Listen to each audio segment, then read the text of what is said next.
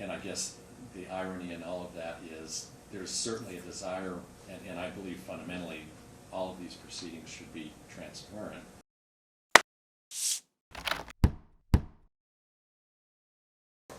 On the record? We are on the record in the matter case D21 or D. Please confirm your appearances. Good morning, Your Honor. Shannon Wilson, bar number 9933, on behalf of plaintiff who is present. Also present is my paralegal, Mia Guevano. Good morning. And defendant and proper person. Good morning. And welcome. Good morning, Judge Duckworth, Amity, Latham, Chief Deputy District Attorney, bar number 9316. I'm here on behalf of the Department of Family Services.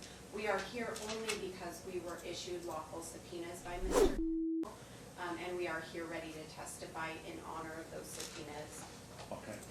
And also, if you'll confirm your appearance. Founding Director Alexander Falcone of the Automatic Judges Corporation. Okay.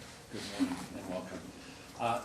Before we proceed, and we are on the record, there was a media request proffered to the court, so I need to address that first before we proceed any further. And let me inquire, and you may be seated. Let me inquire, the media request and order for camera access to court proceedings was, it appears it was received, at least according to orders in the court, on February 17th. So that was less than 2 weeks ago. I don't know when the parties received the media request. Alex here. I'm going to explain this very quickly now, and then later on in the actual video itself, you'll hear me explain it to Judge Duckworth.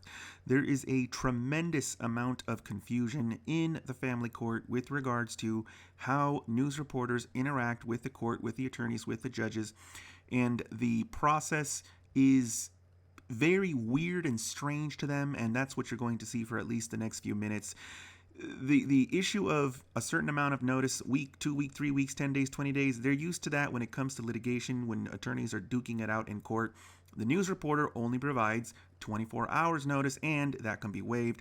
The other major confusion going around in family court is service. They think that news reporters are supposed to serve some kind of motion or something on everybody and then go through some kind of process and then get a ruling. That's not how it works. The news reporter submits the media request directly to the judge, literally in the proposed order inbox. The judge then signs it and approves it. And then once the judge has signed and approved it, at that point, all of the attorneys get notice, not by the news reporter. No, they get notice by the court itself. And the other issue that is very confusing, or at least you could call it confusing, I would call it troubling, is the delay of a trial because of the presence of the media. Now, I've been doing several of these family court hearings. This is the only judge to have done this. It's definitely not good to stall a full-blown trial just because a news reporter is there. I'm hoping that Judge Duckworth does not do this again. I don't think any other judge in this state would do something like that. It's very disruptive to the case. But as I mentioned, you're going to go ahead and just watch this, bear with me as we go through the mass confusion on the process. To give Judge Duckworth some credit, he did sign it as soon as I explained it to him. It's not explained in the actual video itself, but I will tell you guys, I think within 24 hours of this hearing, or maybe 48 hours, he did sign and approve it. And he also fixed the problem with this case being super sealed. So very concerning reaction from the bench on the presence of a news reporter. Very strange, but to his credit, once I explained it to him, he does seem to be catching up to what the rest of the judges in the state are doing. So with that, I'll go ahead and let you guys watch the rest of the video uninterrupted. Only by an email, Your Honor. Mr. Falcone sent an email to your law clerk on Sunday evening. I saw it Monday the 26th in the afternoon, and that was... So this week? Yeah, this week. That was the means by which I received notice of the media request. Okay. I think there was an e-serve letter on the 17th that was sent out from Mr. Falcone that said that he was seeking to open or seek vacatur of the her sealing. And my. Well, there is, my- and let me just be clear for the record, and I'll back up a little bit, because I emphasize at the outset, these are in the nature of public proceedings. I know we have issues that have been identified with the Department of Family Services being here and the confidential nature of their records. But inherently, I want to state at the outset, these are public proceedings, and that is the default for the court in any proceeding like this, based on the status of the law. And I make some inquiry because I think there are certain things that do need to be clarified. There is a motion to unseal that's scheduled for April 5th, and that may be a date I use to address even the issue of the media request. But I need to find out if there's no objection to the media request and for cameras to record these proceedings, then I don't have any problem proceeding. This is not anything that, because of my belief from a judicial standpoint, I understand the personal feelings about these type of proceedings, but from a judicial standpoint, viewing these as public proceedings, there is a motion to continue. So I'm assuming I understand plaintiff's position in that regard. And I indicated at the outset, the documents I have filed related to this really are limited to a motion to unseal, the motion to continue. There is nothing on file as it relates to the media request. It was an ex parte request. And I guess the irony in all of that is there's certainly a desire, and I believe fundamentally all of these proceedings should be transparent. The ex parte process is inherently the least transparent process to secure relief from a court, and that's why it's generally considered extraordinary relief when the court grants it. And that's one reason I wasn't inclined to sign off on the media request absent some discussion and the ability on either side to have the opportunity to respond to the request that has not been filed. There's no motion, and I presume that's just because that's the nature of how this is generally conducted. But I understand it comes in within 2 weeks of the trial date. So what is plaintiff's position with respect to the request for media access? As stated in our motion to continue, right, plaintiff's position is that she only received notice of the media request on Monday afternoon. Right. I am retained in a limited scope capacity, which was specifically to manage the continuing NRCP 16.2 disclosures through the discovery period and to prepare and appear for this trial. Everything else related to this litigation fell upon Ms. And when we made that agreement, there was no concern that this proceeding was going to be open. As the court knows, this is a sealed case. The Nevada Supreme Court made a ruling on February the 15th in Falcone versus 8th Judicial District that said, in effect, NRS 125.008 and similar EDCR Section 5 rules would permit a party to close a hearing simply for the asking. Now, the new rule tells us that this court has to make compelling interest findings in order to determine whether it is going to close the hearing or if it is going to take a more limited scope action given the nature of the proceedings and what's transpiring in those particular hearings. Ms.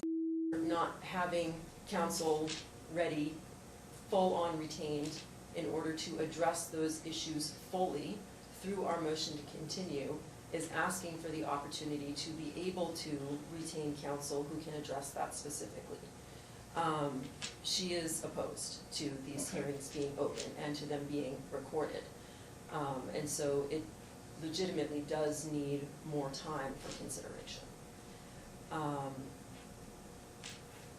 I additionally made the point in our motion to continue that even though I am retained in an unbundled capacity, it is contrary to my nature to simply put on a blinder and say, Well, that issue is not within my engagement agreement, I can't help you with that, right? I necessarily had to do some looking into this, even just to advise her in the propriety of filing a motion to continue. And so that really, it pulled from our trial preparation. You can see, we're pretty well ready to go. Right. But there was certain preparations that were not made that I otherwise would have made. Well, and I noted that I believe the parties, you've even submitted the stipulation regarding exhibits. So I appreciate the fact that there's been ongoing discussion to at least even address some of those issues. And even the pretrial memorandum suggested that some issues have been resolved. There are core issues that are still in dispute. Let me hear from Mr. What's your position in terms of the media request and having these proceedings recorded?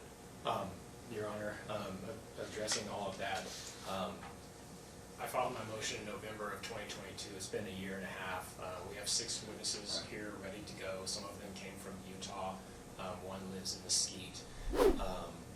My FMLA that I had to take because of the mental duress that I've been under since filing this is up in March. And then there's maintaining the health insurance, which is through TRICARE, because I do have the 2 jobs, one being in the military. I'm going to have to return to flight status at some point. And everything for the last year and a half has led up to today. I do not oppose the media request. We're here, we're ready to go. The only one that's asked for continuances and stuff is counsel. And, for me, we are completely ready. Well, and I appreciate that. Listen, and I agree. As I looked at the timeline of events in preparation for today, this has been pending for in excess of 1 year. Now, to be clear for the record, there have been multiple continuances by stipulation of the parties along the way that included continuances, stipulated continuances by the parties related to status checks, a stipulation to appoint an evaluator, an outsourced evaluator, which I was fine with signing off on those requests. But that necessarily delayed this process, well beyond the 6-month rule that these matters should be resolved within a short period of time. So I absolutely appreciate that. I recognize that you're ready to move forward. This had been the day, but it is essential that I rule on that media request. You've indicated you're not opposed to it. The plaintiff has indicated, and again, I go back to what I said earlier, this is not filed with the court. It's an ex parte request. And so all parties involved should have the opportunity to respond to that request in an open, transparent way, not behind doors pushing papers for orders. And that's why, and my staff shields me from, so I'm not aware of any communications anyone has had with staff other than the fact that this order arrived, it's in order in the courts, I must address that, and absent a stipulation of the parties to move forward with the proceedings being recorded, you're entitled to the opportunity to respond. Because quite frankly, I don't know that there is a rule in place at this point that would preclude not only the public access, but the recording of these proceedings. And so, but, because the decision that was released from the Nevada Supreme Court declared as unconstitutional 125.080 and the EDCR 5.212, the local rules that are connected to that. So there is no longer a rule, at least those rules don't apply. Now, this is a sealed matter. There is a motion to seal that's pending. But let me just clarify something for the record, because there's been reference in paperwork that the entire file is sealed. That's absolutely false. That's not true. And that's a misstatement of the record. Now, the sealing order itself that was filed back on January 6, 2023, sealed the matter pursuant to NRS 125.110. Now, that statute was not included in the recent decision from the Supreme Court. So that, at least as we sit here today, that statute is still applicable. That statute reads that subsection 1, in any action for divorce, the following papers and pleadings in the action shall be open to public inspection in the clerk's office. A, in the case the complaint is not answered by the defendant, the summons with the affidavit or proof of service, the complaint with memorandum endorsed thereon that the default of the defendant in not answering was entered, and the judgment, and in case where service is made by publication, the affidavit for publication of summons and the order directing the publication of summons. And B, in all other cases, the pleadings, the finding of the court, any order made on motion as provided in Nevada Rules of Civil Procedure, and the judgment. Subsection 2, which is the applicable statute that is specifically cited in the sealing order, all other papers, records, proceedings, and evidence, including exhibits and transcript of the testimony, shall, upon the written request of either party to the action filed with the clerk, be sealed and shall not be open to inspection except to the parties or their attorneys or when required as evidence in another action or proceeding. So there are certain aspects to this case that should be open to the public. Now, to the extent that has been misinterpreted or misconstrued by the clerk's office or anyone else, obviously that does need to be corrected. But I wanted to make sure it's understood for the record. The entire file is not sealed. It's sealed solely consistent with that statute. The motion itself may deal with that statute. And so that may need to be addressed in terms of whether or not that statute, well, again, it's not addressed as part of the Supreme Court decision. That was specifically focused on 080. And so, that being said, if there is someone who objects to that, I believe the process should be completely transparent. That person should have the opportunity to respond. But I again reference the notion that I believe fundamentally these proceedings are open to the public. I don't have, from a judicial standpoint, a basis to exclude that from occurring. The Supreme Court in the decision did reference various factors, but again, we're talking about statutes and rules that are no longer, from my vantage point as I read the decision, they're no longer in play. Those rules no longer provide guidance because they've been declared unconstitutional. So, that being said, I'm not inclined to move forward today without giving the plaintiff the opportunity to address the ex parte media request with that understanding about how I view from a judicial standpoint. Again, setting personal feelings aside, I understand how personal and intimate these proceedings are. I anticipate I'll be hearing testimony about children's mental health. I understand how personal that is to you. But I also understand judicially from the guidance I'm receiving from the Nevada Supreme Court about the public nature of these proceedings. But everything, as I said, should be transparent on the record. And I'm learning that at least the plaintiff just received some word about a media request this week as you're preparing for trial. That is correct. So I'd be inclined to continue this matter. We have a date set on the court's calendar in April.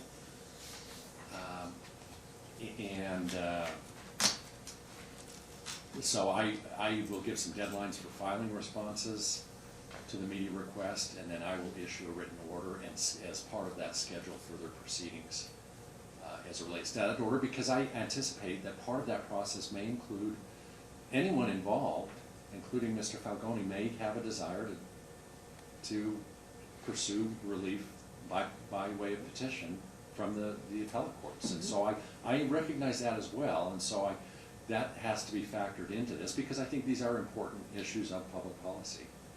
So that's what I'd be inclined to do at this point. Mr. Falcone, you wanted to offer something? Yes, the process, the media request process, that's exactly how it is. I know that it's very confusing to a lot of people who haven't seen it before. Typically what occurs, and this has been discussed by the Supreme Court in Solid V8, is the media request is filed ex parte, which is what they require of us. We don't file motions, we don't send notices. The judge ex parte grants it preliminarily and sends a notice because the SCR say that the court administration sends the notice, not the news reporter. Once the court administration sends the notice, inside of the order it invites parties to file a motion to reconsider, which parties do, which triggers the objection process, which triggers the Solid V8 analysis. The Supreme Court has covered this in Solid B 8. There's nothing unusual about what occurred. It's inherently ex parte. Hardesty discussed in a different case that we filed that we're not seen as adversaries, that we're not seen as a party of the case, that we're not here to fight the parties, and therefore that's how they wrote the rules. In fact, the rules even allow waiver of the request entirely, which quite often does occur downtown. The media will just go in and the judge will just completely waive it. So the due process is missing from that on purpose. The Supreme Court did that deliberately. And if you check Solid B 8, you'll see that that's exactly what's supposed to occur. The other thing I wanted to say is we have filmed DCFS people before. 432B allows it. District Court Judge David Gibson allowed it. And my understanding, because this has been objected to routinely by DCFS, is generally their information is confidential. But there is an exception in the state statutes and an exception in the federal statutes that provides once particular information within their file becomes necessary for a judge to make a determination in a case, now it's no longer confidential. The state and federal statutes differ slightly, federal being that it's mandatory, but this is nothing new. And Your Honor, I can briefly respond to that. 432B is very specific, and again, I will be happy to brief this issue. 432B is specific that matters in 432B cases are closed until the adjudication of a petition. After the adjudication of a petition, they're then presumptively open. Now, a judge can make it closed or open prior to petition and closed after petition, but the statute is specific as to the presumption. And in this case, since there was no adjudication on a petition, these are presumptively closed. And what I have seen in the past, the case he's specifically talking about was subsequent to an adjudication on a petition. In fact, it was a mandatory 6-month or 1-year review hearing that he was recording. What I have seen in the past is judges who are incareful about the very specific time frame outlined in 432B when they have DFS, not DCFS, because we are a county agency, when they have DFS testify in a custody hearing, because custody hearings are presumptively open as cited by you, they have a DFS employee testify about something that happened pre-adjudication, and then it is broadcast that is a violation of the statute. And I've seen it happen. Okay. Well, listen, and as I indicated, that's my default position. If there is a practice, this is not a usual request based on my experience in terms of having a media request. It's about to be. No, well, listen, and again, I go back to what I said. I don't mean to be sarcastic when I say that. It's just the reality of the situation we'll find ourselves in. But there is, from a judicial standpoint, there's a notion of this should be transparent and open to the public. I don't have any issue with that. But I understand the personal feelings in regards to these matters, but there should be nothing to hide in terms of what is going on in these proceedings. They should be candidly open. The process, and Mr. Falcone discussed the process, this is a new process. I'm used to things being put on the record, and if it means the court signing off on the media request and then allowing that opportunity, I have no problem with that process. I indicated that there likely was some process that was in place that I'm just not familiar with because it just hasn't happened in this arena that often. And in my personal experience, it hasn't happened with the exception of a guardianship proceeding. So I have no problem with that issue, but I do believe there needs to be the ability to have some discussion about it, to file some type of paper, and I don't have a problem using that date that the motion to unseal is set for, which is April 5th. I will issue an order once the matter has been briefed. But if the protocol is that I sign the order allowing the recording and media access, again, I have no issue with that, with the understanding that we'll set the proceedings in a timeline that allows both parties, and Mr. indicated he's not opposed to it, so you're certainly welcome to file a response But really, it's up to the plaintiff, if you object to that, to file the appropriate response, and from a timeline standpoint, how much time do you need? My preference would be to, even though the hearing is scheduled for April 5th on the motion to unseal, my preference would be to issue some type of a written order prior to that date.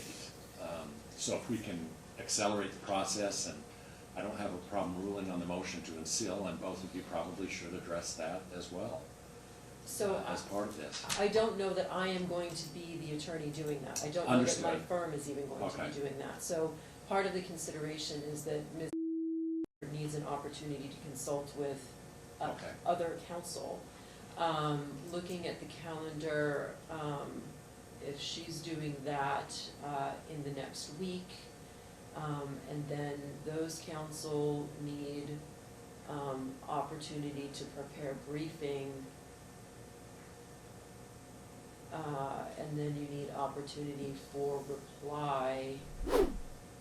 I want to concur. And too wants this to be done. We all want it to be done. Right. But this is a very important and sudden issue, and so while we would like to be done by the 5th, if I'm looking at the calendar, we're already at the last week of March. If we give her a week to retain counsel, if we were to give that counsel 2 weeks to prepare an opposition, that would take us to the 21st or 22nd of March. Then that would give a week for the opposition before the hearing date of April 5th. Okay. Well, that's It doesn't even allow for a reply. yeah. So it's a tight timeline, but whatever, given those considerations, what the court thinks is appropriate. Well, I'm going have to to keep do. the date where it's at. Yeah. We'll just let things play out in terms of the normal rules. I will be signing the media request. Mr. Falcone's explained that this is part of the process. And I have no problem with that. Everything, but in my world judicially, everything I do is on the record. I'm generally very reluctant to have any discussions off the record. Everything should be transparent. We're on the record right now. I'm not a believer. I don't have hallway discussions with counsel about parties' cases. I've never believed in that. Everything should be on the record. Like from time to time, I'll have counsel say, "Can we approach the bench?" And I'll do that in open court off the record, but I believe fundamentally, as part of my function and job, is that level of transparency, that everything I do should be part of the record. And that's another reason my staff shields me from, to the extent, and I know there were emails attached, I believe, to some of the papers. I haven't looked at those because I want things to be done on the record. That's just how I approach these things. So I will sign off on that media request order, and then it's really up to the plaintiff to file paperwork in response to that, and we can use that April 5 date as the deadline. And I'll move on that.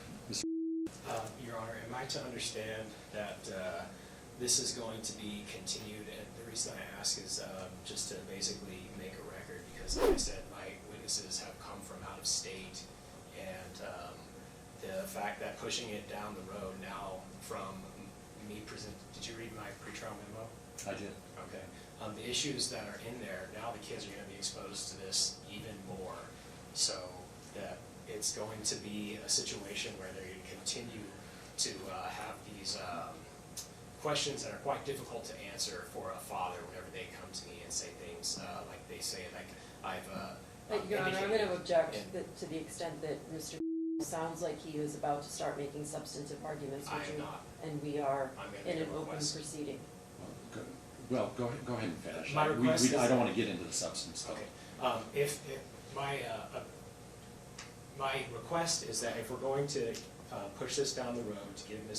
an opportunity to seek counsel and everything else, that at the minimum, we institute Dr. Bergquist's requests as indicated in her child custody evaluation, which is moving to 3 days with me and 3 days with him. And I would request an elimination of the right of first refusal, which has caused issues in this case. Because the issues that I'm not creating an issue, my people are here, we're ready to go, and is objecting to this. Now we're here, and I'm going to have to go out there and tell all my witnesses, thanks for coming, we're going to try again. And some of those witnesses might not be able to. Right. Some of them are military. Listen, I understand that. I appreciate that. And resolution is long overdue. But there is a request before the court, as I indicated, which I'm going to sign, but I do believe the plaintiff, to the extent she's objecting, has the right to file paperwork in response to that request. I get that. Let me ask Ms. Wilson, in terms of Ms. request in implementation of those recommendations from Dr. Bergquist, what's your position? That is not what Dr. Bergquist's recommendation is. Dr. Bergquist did not recommend a rolling 3 schedule, which is what Mr. is asking for. She recommended a 2-3-2. And as you have remarked before, these parties painstakingly set forth a highly specific visitation Right. schedule for these young children. And it is our position that that should not be disturbed, not now, and not in the ultimate relief that is being sought. I have to object to that, Dismissed. Your Honor. Well- Additionally, the right of first refusal is of critical importance to protect the very, from the very concerns that seem to be propelling this case to a trial. Well, listen, here's where I'm at. I do need to, and part of it may be reviewing Dr. Bergquist's requests again. Certainly, I may be able to address that short term prior to our new trial date.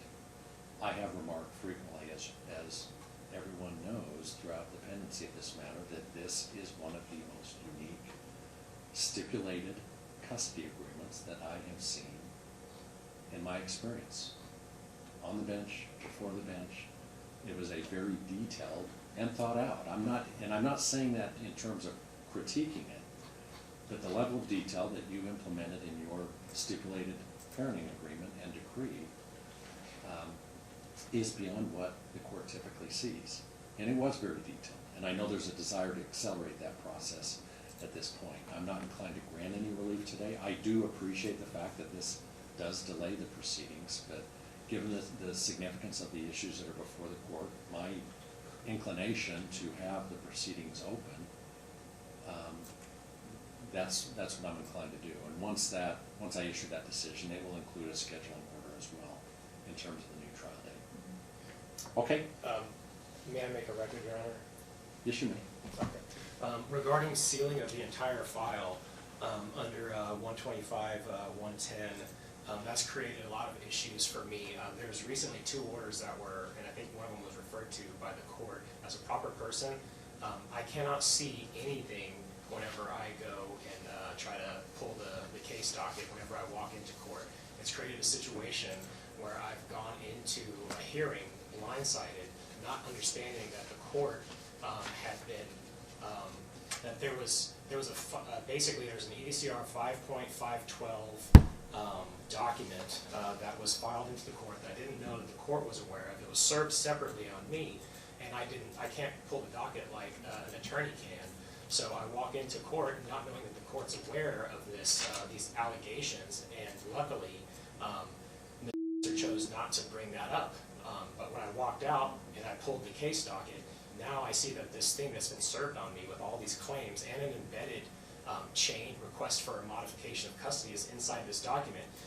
It was actually filed, so separately filed, separately served. I was removed from the notification of service from that document. And that was one of the issues that I was going to present today.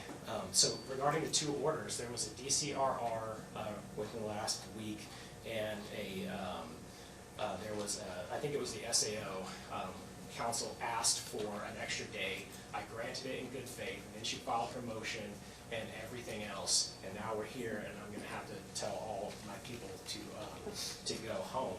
And I object to the fact that she mischaracterizes continually Dr. Bergquist's recommendations. Dr. Bergquist's recommendations say something like a 2-3-2. It doesn't say it has to be, it says something like that. I'm asking for a 3-3, overlapping my other kids' schedule so that we can all be one family. But regarding the NRS 125-110 issue, it's completely prejudicial to me.